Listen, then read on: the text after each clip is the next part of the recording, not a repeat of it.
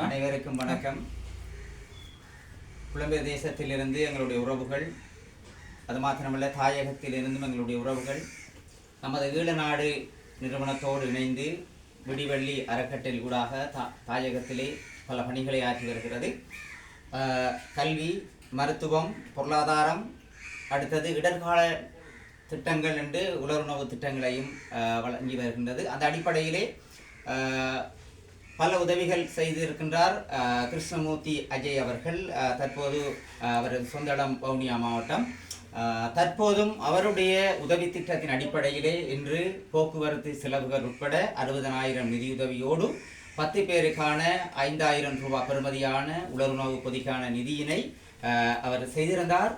கிருஷ்ணமூர்த்தி அஜய் அவர்களுக்கும் அவருடைய குடும்பத்தினருக்கும் இதை எங்களுக்கு ஏற்பாடு செய்து தந்த நமது ஈழநாடு நிறுவனத்துக்கும் எனது மனமார்ந்த நன்றியை தெரிவித்துக் கொள்கின்றேன்.